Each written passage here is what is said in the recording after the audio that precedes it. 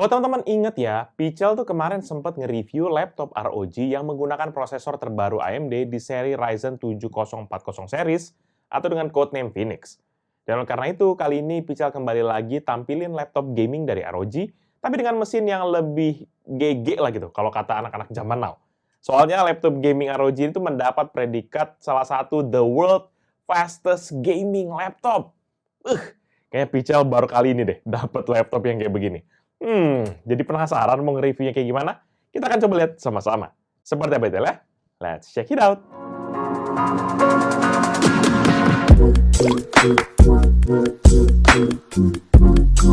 Halo guys, balik lagi bersama Pichel dan kali ini kita akan ngebahas lagi sebuah laptop gaming dari ROG, yaitu ROG Strix Car 17X 3D tahun 2023 dengan kode G733PYV. Laptop gaming ini punya spesifikasi sebagai berikut.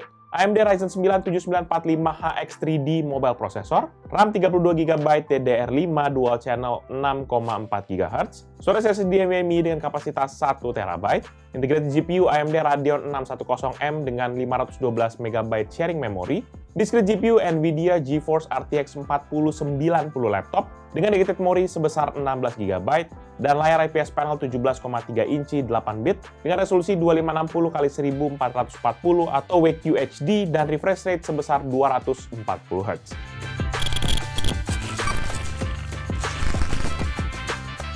Untuk memulai video ini seperti biasa, kita awali dari bagian desainnya. Dan seperti hampir semua produk dari ROG, itu tampilan laptop gaming ini tuh membawa penampakan yang memberikan kesan solid, tegas, tapi juga kelihatan kaku lah secara visual. Tapi Pichel yakin sih, bodi kotak-kotak begini tuh menjadi ciri khas sekaligus menjadi daya tarik sendiri, terutama buat para teman-teman sekalian yang ngelirik sebuah laptop gaming. Ya kan, nggak mungkin laptop gaming tuh yang kayak bunder-bunder gimana gitu. Cuma memang bukan ROG namanya, kalau nggak ada unsur-unsur narsis ya kan. Karena pada display cover laptop gaming itu dipamerkan dengan gamblang logo ROG dan juga aksen diagonal yang juga berisi logo-logo ROG kecil yang akan berpendar pada saat laptop ini dihidupkan.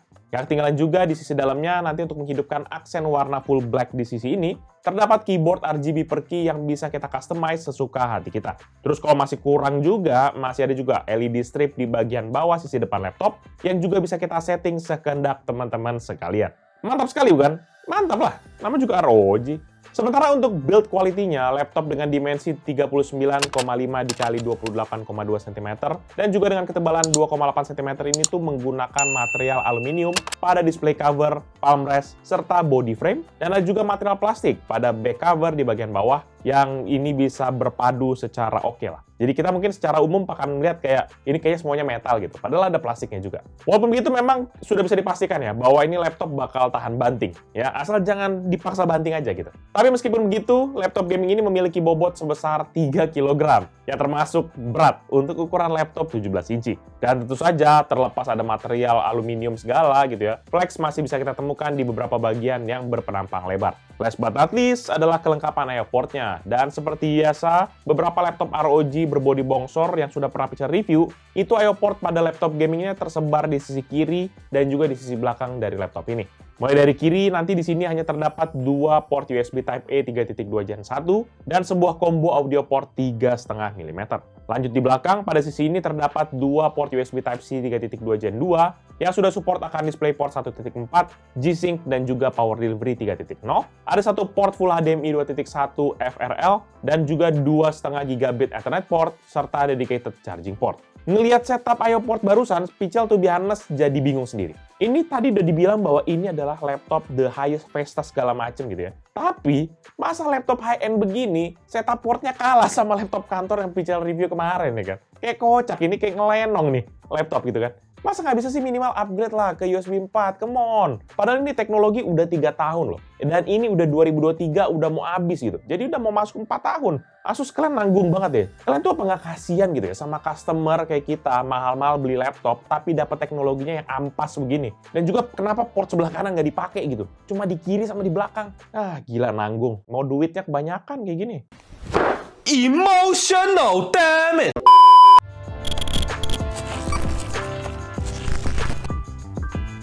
Di bagian layar, laptop ini juga sudah dilengkapi dengan layar IPS panel dengan matte finish berukuran 17,3 inci yang memiliki aspek rasio 16:9 dan resolusi Wide QHD atau 2560x1440. Layarnya juga memiliki refresh rate sebesar 240 Hz dan response time sebesar 3 millisecond. Paneler ini telah diproduksi oleh BOE dengan kode NE173QHM-NZ2 yang memiliki color depth 8 bit dengan color akurasi 100% DCI-P3, 99% sRGB, dan 84,8% Adobe RGB. Untuk tingkat kecerahan maksimumnya pun, panel ini mampu menghasilkan hingga 320 nits dan juga kontras rasio 1000:1. Kalau dari segi produksi warna, maka layar laptop ini tuh masih sanggup lah menyuguhkan vibrant warna yang memang bersahabat banget dengan mata kita. Ditambah lagi dengan color gamut yang tinggi, maka layar laptop gaming ini sanggup menghasilkan warna-warna yang akurat, terutama waktu kita mungkin cuma mau bermain game, atau bahkan kita yang mungkin berkecimpung di image ataupun video editing. Walaupun begitu, Pichel harus kasih tanda catatan, karena secara kontras rasio dan juga secara brightness ini nggak terlalu cerah-cerah amat. Jadi bisa jadi teman-teman mungkin akan sedikit terganggu, terutama buat kita yang mungkin berada di kondisi yang banyak cahaya. Lebih lanjut nanti secara fisik sih layarnya ini akan dikelilingi oleh bezel berukuran 0,5 cm di sisi kiri dan kanan, 0,57 cm di sisi atas, dan 0,9 cm pada area webcam, dan juga 2,5 cm di sisi bawah, dan ada juga sisi yang agak lebih besar yaitu 3,3 cm pada logo ROG-nya. Sehingga secara screen to body ratio, maka laptop ini memiliki rasio sebesar 74%. Nanti layarnya juga ditopang oleh dua buah engsel tebal di sisi kiri dan kanan layar yang bisa membuka hingga 130 derajat yang dapat dengan mudah kita buka tutup dengan satu tangan. Sekedar catatan di sini Pichel ngerasa untuk bukan layarnya agak kurang lebar karena biasanya kita rata-rata tuh kalau paling nyaman tuh maksimum ya 150 masih oke lah. Tapi 130 menurut Pichel agak kependekan. Jadi mungkin kita nggak bisa dapetin angle yang cukup signifikan buat kita pakai dalam segala kondisi.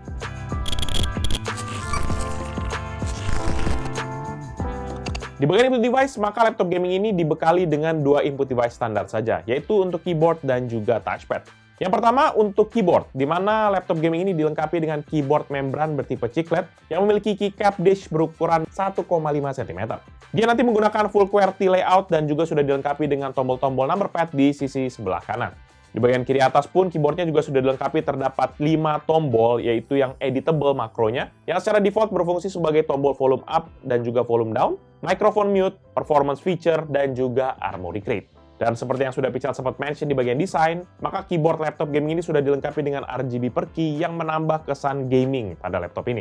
Nanti efek dari RGB-nya bisa kita mudah cycle dengan menggunakan tombol aura ataupun tombol F4 pada keyboardnya, yang tingkat kecerahannya juga bisa kita adjust menggunakan tombol F2 dan F3. Tapi kalau teman-teman mau customize lebih lanjut, bisa aja langsung pakai aplikasi Armoury Crate di bagian Aura Sync. Secara feeling pemakaian sih, keyboard laptop gaming ini memiliki travel distance yang bisa dibilang dekat, yaitu sebesar 2 mm. Dan key press-nya ini memang masih terasa empuk dan nyaman di ujung jari kita.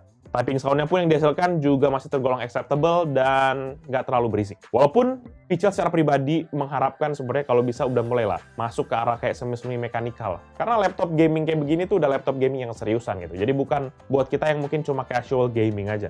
Dan buat yang penasaran, berikut ini adalah contoh suara feedback dari keyboardnya. Check this out.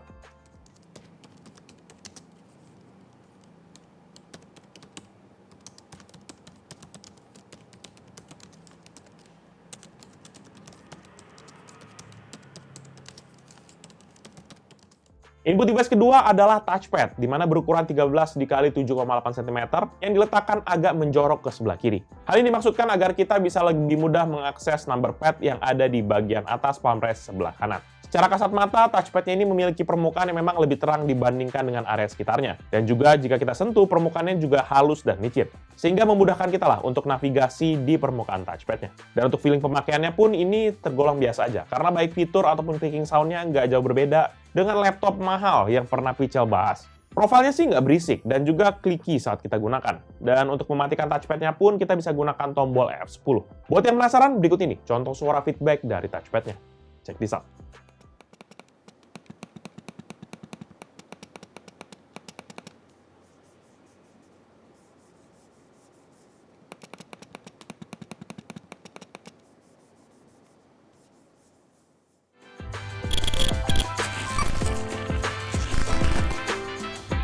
Di bagian performa, laptop gaming ini nanti dilengkapi dengan prosesor paling anyar dan juga paling top di mobile dari AMD, yaitu Ryzen 9 7945HX3D, HX3D lah gitu ya. Di mana ini memiliki fabrikasi 5 nanometer yang memiliki 16 core dan 32 thread dengan base frekuensi sebesar 2,3 GHz yang bisa di-boost hingga ke 5,4 GHz. Prosesor ini juga memiliki default TDP sebesar 55 Watt dan max TDP hingga 75 Watt.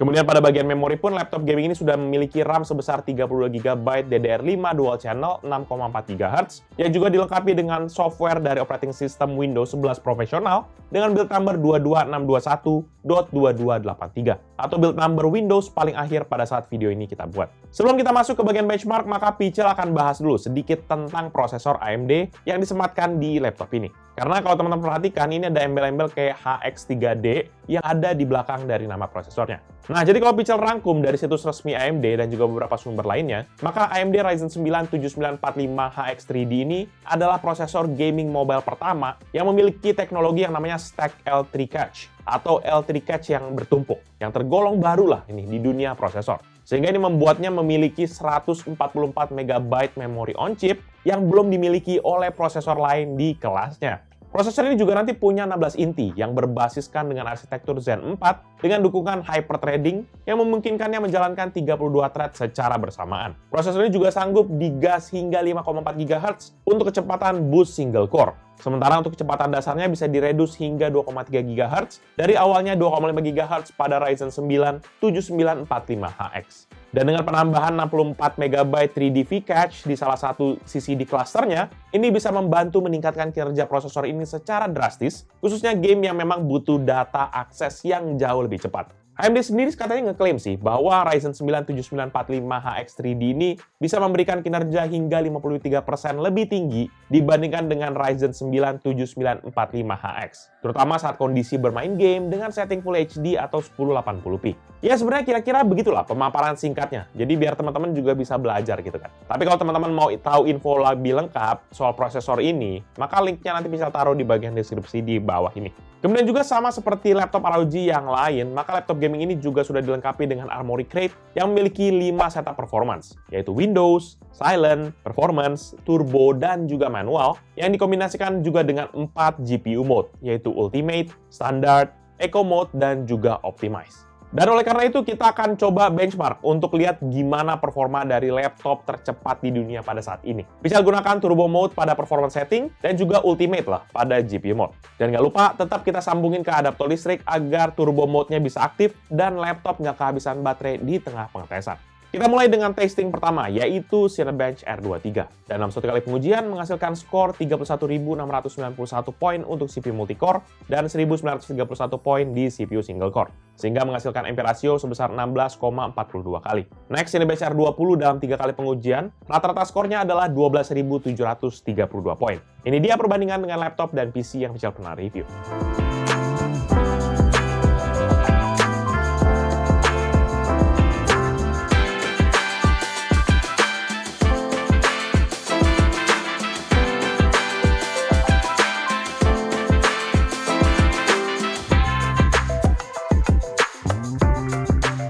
Untuk tes 3D rendering BMW di Blender, maka laptop gaming ini dapat menyelesaikan satu frame dengan 3 kali pengujian dalam waktu rata-rata 1 menit 12 detik untuk CPU test dan 10 detik untuk GPU test. Ini dia perbandingan dengan laptop dan PC yang Pichel pernah review.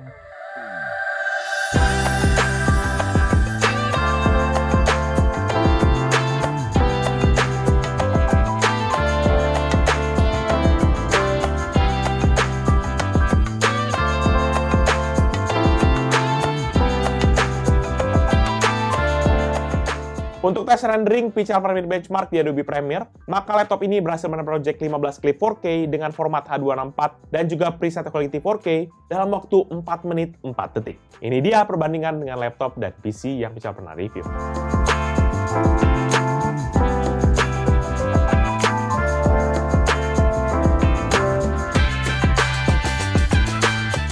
Lanjut di PCMark 10 sebagai gambaran overall performa dari laptop gaming ini. Skor yang didapat adalah 11.690 di Essential, 10.715 di Productivity, dan 16.452 untuk Digital Content Creation. Sehingga rata-ratanya adalah 9.123. Ini dia perbandingan dengan laptop dan PC yang saya pernah review.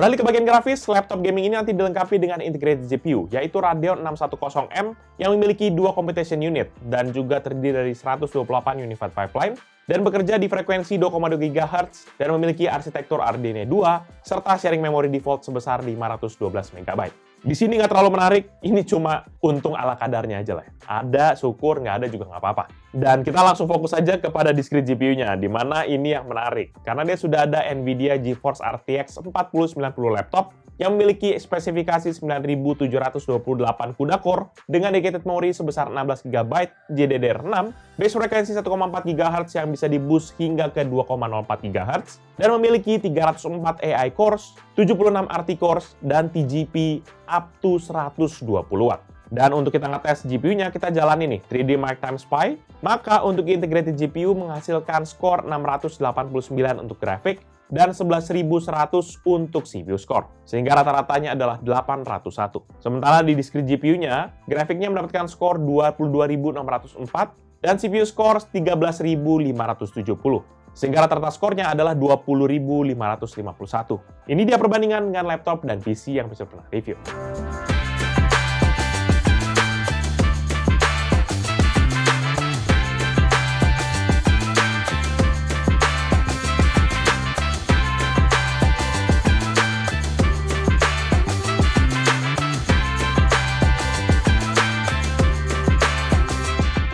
Selanjutnya kita langsung tes mempergunakan serangkaian game seperti biasa. Dan pada testing ini, Pichal tetap gunakan setting yang sama dengan benchmark test, di mana ini juga dengan native resolution pada monitor, maximum setting pada masing-masing game, dan juga tetap dicolokin pada adaptor listrik. Untuk game pertama yaitu GTA 5 dengan native resolution 2560x1440 atau 1440p dan juga setting very high, average frame rate di 182,8, maksimum 188,8 dan minimum 9,4 fps. CS2 dengan native resolution dan juga setting very high, average frame rate di 278,2, maksimum 348,6 dan minimum 188,7. Dota 2 native resolution dan juga setting best looking, average frame rate di 362,2, maksimum 433,6 dan minimum 236 fps. Di FIFA 22 native resolution dan juga setting ultra, average frame rate di 386,6, maksimum 477,9 dan minimum 69,4 fps. Teman-teman buat yang nanya kenapa masih FIFA 22, karena kita nggak bisa ngetes akan frame rate-nya kalau pakai FIFA 23 atau bahkan FC 24. Karena mereka pakai ada anti-cheat sehingga nggak akan bisa tuh pakai MSI Afterburner untuk ngecek akan FPS-nya. Jadi teman-teman akan selalu ngelihat FIFA 22 di sini sampai mungkin kita akan revisi benchmark gaming kita. Itu sekedar catatannya. Next, untuk The Sims 4 dengan native resolution dan juga setting ultra, average frame rate di 184,7, maksimum 191,7 dan minimum 42,8 fps. Untuk Cyberpunk 2077 dengan native resolution dan juga setting ray tracing ultra, average frame rate di 95,8 dengan maksimum 108,7 dan minimum 83,4 fps. Lanjut di Need for Speed Unbound dengan native resolution dan juga setting ultra, average frame rate di 132,5, maksimum 159,6 dan minimum 114 fps. Untuk game Valorant dengan native resolution dan juga setting high, average frame rate di 729,1, maksimum 910,4 dan minimum 547,2 fps. Terakhir untuk Genshin Impact dengan native resolution dan juga setting high, average frame rate di 339,9 dengan maksimum 373,9 dan minimum 168,5 fps. Kemudian di bagian storage, maka laptop gaming ini juga sudah menggunakan SSD NVMe 1TB dari Hynix Semiconductor yang menggunakan interface PCIe 4.0. Dan untuk ngetes kecepatan storage-nya menggunakan Crystal Disk Mark, maka untuk sequential 1 MB dengan 8 tas 1 thread sebesar 7,4 GB per second untuk membaca data dan 6,4 GB per second untuk menulis data. Sedangkan untuk urusan data kecil random 4 KB dengan 1 tas 1 thread ada di 56,5 MB per second untuk membaca data dan 128,7 MB per second untuk menulis data. Dari hasil benchmark dan juga gaming testing barusan, teman-teman sudah bisa lihat lah ya, gimana performa yang ditampilkan oleh laptop gaming tercepat di dunia saat ini. Semua tes bisa dilibas dengan skor yang memang nggak main-main. Game-game berat yang juga bisa ditampilkan dengan FPS tinggi tuh membuat Pichel kayaknya senang sendiri. Gitu. Ini udah setting tertinggi, FPS-nya juga masih dapat gitu ya, kayak Oke. Pichel sih masih akan geber laptop ini nanti dengan stress test, di mana kita nanti bisa lihat gimana kekuatan dari mesin internal dari laptop ini. Tapi sebelum itu kita bahas sedikit lah soal cooling systemnya, yang juga menjadi salah satu fitur unggulan dari laptop gaming ini. Di mana laptop ini tuh menggunakan ROG Intelligent Cooling System yang terdiri dari vapor chamber yang bisa meng-coverage hingga 43% penyerapan panas dari area chip CPU dan juga GPU-nya. Jangan lupa juga ada sepasang kipas arc flow dengan 84 bilah, plus dikombinasikan dengan thermal grizzly metal liquid compound sebagai media penyerapan panas dari permukaan chip CPU dan juga GPU-nya. Dan untuk membantu akan pengaturan udara, ada juga 4 fan outlet yang tersebar di sisi kiri, kanan, dan juga belakang dari laptopnya. Dan oleh karena itu sudah mentereng, kita akan uji deh gimana kemampuan coolingnya. Oleh karena itu kita tes laptop ini dalam ruangan ber-AC dengan suhu ruangan sekitar 18 hingga 22 derajat Celcius, dan laptopnya kita set ke mode Windows, yang kemudian akan Pichel set hingga ke mode turbo pada saat stress test sudah berjalan. Dan oleh karena itu, maka laptopnya juga kita tetap hubungkan kepada arus listrik selama pengetesan berlangsung. Dan dalam keadaan idle, laptop ini tuh berada di range CPU usage 1,5%, frekuensi di 2,5 GHz, yang sempat sesekali tuh agak spike ke 3,7 GHz. Serta untuk temperaturnya berada di 64 derajat Celcius dan daya di 27 Watt. Dan saat kita stress test dengan AIDA 64, maka frekuensinya naik hingga 4,3 GHz, suhu di 84,4 derajat Celcius, dan power di 87,5 Watt. Tapi dalam rentang waktu 2,5 menit di awal stress test, maka frekuensi dan powernya juga mulai melandai, dengan poin terendah di 3,9 GHz dan 70,5 Watt untuk power. Dan setelahnya frekuensi kembali lagi ke level 4,2 GHz, yang diikuti dengan power di level 78,7 Watt. Sementara untuk suhunya sendiri masih tetap stabil berada di rentang 88,2 derajat Celcius. Lalu setelah Pichel monitor selama 8 menitan, maka performance modenya Pichel ubah ke mode turbo pada Armoury Crate. Tapi pada saat kita ubah, ini menariknya grafiknya tuh nggak mengalami perubahan yang berarti. Untuk itu, Pichel coba monitor dulu selama 10 menitan, karena siapa tahu ada pergerakan. Tapi sampai timernya selesai, bentuk grafiknya masih sama aja. Datar-datar aja begitu. Dan akhirnya stress test Pichel hentikan dengan skor akhir 4,4 GHz untuk frekuensi, 86,7 derajat Celcius untuk suhu, dan 85,7 Watt untuk power. Dengan total durasi testing selama 35 menit dan 9 detik. Kemudian kita lanjut untuk ngetes suhu body laptopnya dalam kondisi yang pertama yaitu battery test modern office. Maka setelah 1 jam pengetesan, suhu panas ini tuh lebih terpusat ke area bezel layar di bagian bawah, yang dekat dengan area fan outletnya. Di titik ini tuh panasnya rata-rata berada di 33 derajat dengan maksimum di 41,6 dan minimum 27,2 derajat Celcius. Dan pada sisi bawah laptop, panasnya terfokus pada area grill ventilasi dan juga menyebar ke hampir seluruh permukaannya. Di mana pada area ini panasnya rata-rata 29,4 derajat dengan maksimum 30,9 dan minimum 27,8 derajat Celcius. Selanjutnya di skenario kedua, saat stress test, maka pada sisi atas titik panasnya masih terpusat di area yang sama pada testing sebelumnya. Di mana pada area ini panasnya berada di rata-rata 34,7 dengan maksimum di 42,8 dan minimum 28 derajat Celcius. Sementara pada sisi bawah laptop, panasnya masih terfokus pada area chip CPU dan juga GPU-nya, di mana pada titik ini memiliki panas rata-rata 36,8 dengan maksimum 41,1 dan minimum 30,2 derajat Celcius. Menurut Pichel ini lumayan banget. Panas di permukaannya memang bahkan nggak ada yang sampai 50 derajat Celcius di semua kondisi yang Pichel tes. Tapi tetap aja, laptop berat dan juga tebal kayak gini, mau nggak mau tetap nggak nyaman sih buat kita paku gitu ya. Memang udah paling bener ini ditaruh di atas meja, walaupun terlepas dia nggak terlalu panas gitu ya. Dan kalau perlu kita tambahin cooling pad, biar dia lebih aman, ya, biar lebih adem gitu.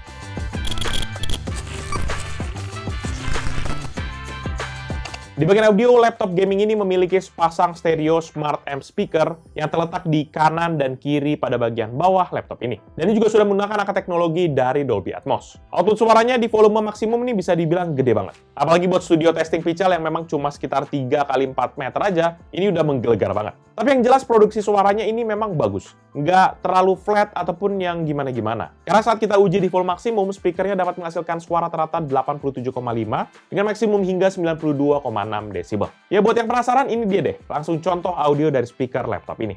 Check this out.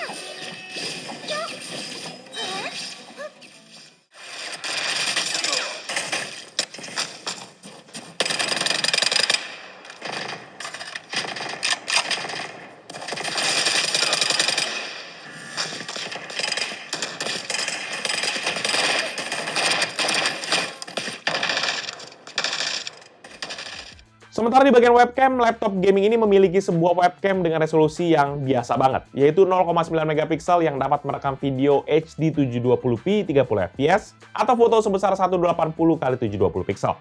Secara spek, to be honest, ini kebangetan. Ini kebangetan part 2 menurut Pichel. Udah tadi portnya nggak di-upgrade, nggak di USB 4, sekarang kameranya juga buluk banget. Terus kalau secara kualitas gambarnya ini biasa aja. Nggak bisa dibilang jelek, tapi juga nggak bisa dibilang bagus-bagus amat. Menurut Pichel gini deh, apa susahnya masukin kayak misalnya 2,1 megapiksel kayak gitu ya, buat laptop yang udah sejos-josan kayak begini gitu. Ya udah deh, ini daripada teman-teman penasaran, langsung aja deh Pichel tunjukin contoh hasil video dari webcamnya. Check this out. Ya teman-teman, ini dia hasil dari rekaman webcam laptop ROG Strix Car 17X 3D 2023 dengan kodenya G733PYV. Ini menggunakan setup kamera 0,9 megapiksel atau setup gambarnya 1280x720 atau 720p ya teman-teman. Ini hasilnya gimana? Jelas lagi di dalam studio sekarang. Posisinya di luar tuh lagi terang benerang, lagi siang sebenarnya. Cuma lagi malas keluar juga. Nah, di kanan kiri Jaws nih ada softbox ya, lagi ngadep sini. Ini kita arahin, nah kelihatan kan temen-temen ya, agak gelap, jadi kelihatan tuh kan banyak noise tempat-tempat gelap, tapi ya so far ya oke lah, nggak apa-apa lah ya. Nah di kanan kiri lensanya ini ada lubang-lubang mikrofon. Apakah harusnya sih ya, suara jelas terdengar dengan baik, juga suara Ivan di belakang King Edit harus juga sih ketangkep ya. Ya itu aja teman-teman, thank you. Sementara di bagian konektivitas, laptop game ini dilengkapi dengan chip dari MediaTek V-Logic 330 dengan kode MT7922 yang sudah support akan Wi-Fi 6E 802.11ax dan juga Bluetooth versi 5.2, dan Wi-Fi-nya juga sudah support akan triple frekuensi yaitu 2,4, 5, dan 6 GHz. Selain itu juga tersedia 2,5 gigabit Ethernet port dari Realtek Semiconductor dengan kode RTL8125 Gaming yang memiliki transfer speed maksimum hingga 2,5 gigabit per second. Nah, kalau ini baru bener, udah pakai yang top Marco Top 2,5 ya kan? Jangan yang kayak tadi. Gimana sih Anda?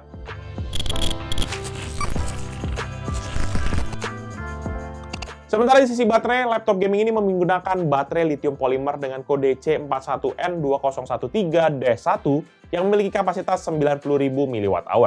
Dalam kitab pengujian menggunakan PC Mark 10 dengan scenario Modern Office dan juga full brightness, serta mode di Windows Mode dan Eco Mode di GPU pada Harmony Crate, maka laptop ini dapat bertahan selama 3 jam 58 menit dari 100 hingga 2% baterainya. To be honest, Pichel udah ekspektasi kayak gini. Seriusan, ini boros banget baterainya. Padahal laptopnya sudah pakai Eco Mode di GPU supaya displaynya tuh hanya menggunakan integrated GPU-nya doang. Tapi tetap aja, cuma bisa bertahan 3 jam doang. Sementara saat kita gunakan mode gaming, full brightness, performance mode, dan juga standar GPU mode pada Harmony Crate, maka laptop ini dapat bertahan selama 1 jam 1 menit dari 100% hingga 3% baterainya. Ya, seperti yang sudah-sudah, maka laptop gaming ini kayaknya emang nggak bisa ya kalau harus jauh-jauh dari colokan listrik. Benar-benar laptop ini adalah sobat PLN sejati nih. Ngalah-ngalahin ini kayaknya. Yang satu itu loh, yang mobil satu lagi. Ya, nggak boleh sebut merek. Ya, Nanti untuk pengisian daya, maka laptop gaming ini dibekali dengan charger yang memiliki output maksimum 20 volt dan 16,5 ampere atau setara dengan 330 watt. Charging time dalam kondisi Windows Mode pada Armoury Crate membutuhkan waktu selama 1 jam 42 menit dari 2 hingga 100% dalam kondisi layar laptop hidup, medium brightness, dan sedang tidak kita gunakan. Lalu Pichel Testing juga nge-charge pakai port USB Type-C-nya dengan charger USB Type-C 20V 3,25 ampere atau setara dengan 65 watt. Maka charging time dalam kondisi Windows Mode di Armoury Crate membutuhkan waktu selama 2 jam 49 menit dari 1 hingga 100%. Dalam pengujian ini pun kita juga hidupin layarnya dengan medium brightness dan sedang tidak kita gunakan. Di sini sebenarnya kalau teman-teman lihat nggak ada perbedaan yang signifikan. Padahal secara charger bawaannya ini punya daya yang jauh lebih besar. Yang satu 65 watt, yang satu bawaannya 330 watt. Tapi ujung-ujungnya secara hasil tuh cuma beda sejam antara 330 watt dan 65 watt. Ini agak lucu ya. Selisihnya kenapa bisa nggak terlalu jauh gitu ya. Padahal modenya segala macam kita make sure semua sama loh.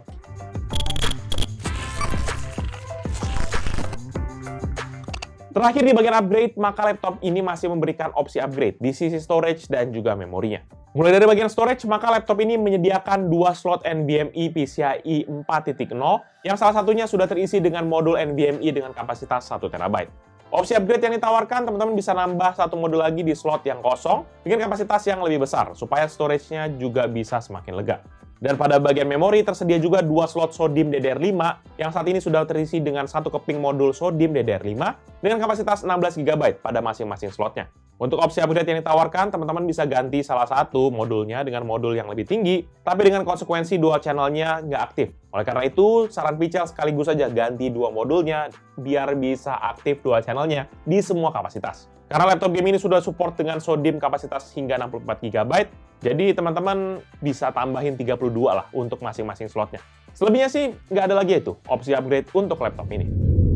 Overall, menurut pribadi Pichel, laptop ROG Strix Car 17X3D 2023 dengan kode G733PYV adalah sebuah device gaming yang cocok banget buat teman-teman yang mau merasakan power dari sebuah prosesor dengan teknologi yang terbaru, tapi dalam bentuk sebuah laptop gitu, nggak mau bentuk dalam PC gitu. Kenapa gitu? Ya karena prosesor AMD Ryzen 9 7945HX3D ini hanya diberikan pada laptop ini aja. Entah kedepannya mungkin akan ada laptop yang lain, ya itu nggak yang tahu ya. Tapi yang jelas untuk saat ini baru laptop ini doang yang punya dan pakai prosesor ini. Kemudian kalau secara general sih, setup laptop gaming ini sudah sangat bisa lah dijadikan all-around gadget. Mengingat akurasi layarnya yang tinggi, yang juga disandingkan dengan kemampuan komputasi dari prosesornya dan juga GPU-nya, ini sudah mencapai level yang pasti high-end. Tapi, ada satu kelemahannya yang sangat-sangat kritikal, yaitu harganya. Karena laptop ini tuh dibanderol dengan harga $3.699 di Asus Official Online Shop atau sekitar 58 jutaan menurut kurs yang berlaku pada saat video ini Pichel buat. Cuma itu kan tidak memperhitungkan pajak, nenek-nenek, ya tahulah ya di negeri Konoha gitu ya. Di beberapa marketplace pun yang waktu kita lihat ini tuh yang buka PO tuh di harga 76 jutaan. Lumayan lah, hanya di 76 juta saja. Gimana? Tertarik tidak? Wah, murah banget! Baru terkumpul 200 ribu sih kalau saya. Jadi masih harus kumpulin lagi 75.800.000 lagi. Secara harga sih memang sudah pasti ini yang prime banget. Premium sekali. Tapi segala catatan yang tadi ya teman-teman. Kayak misalnya contohnya portnya, ya ampun menyedihkan sekali. Belum ada USB 4. Ya, dan juga sama aja, kayak nggak ada lagi untuk niat mau naikin webcamnya gitu ya. Emang dipikir kita para gamers ini nggak butuh kamera yang kinclong juga, yang bagus gitu.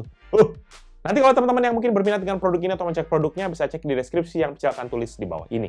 Jangan lupa juga untuk like dan share ini, plus kunjungi sosial media kita, yaitu Pichel Techno dan Pichel Media Group, seperti Facebook, Twitter, Instagram, TikTok, dan juga website kita, yaitu pichelmediagroup.com. Serta kunjungi beberapa tips channel kita di bawah Pichel Media Group, yaitu Pichel Main Game yang bahas soal game konsol, PMG Fams yang bahas vlog aktivitas Pichel dan keluarga, serta Pichel Toys Time yang bahas soal mainan. Jangan lupa pada subscribe guys. Jadi itu dia video kali ini. Thank you guys for watching. See you in the next video. Bye-bye! Tapi tolong dulu ditanyain sama ROG, ini maunya mereka apa sebenarnya? Ya, kenapa nggak mereka taruh aja USB 2 sekalian?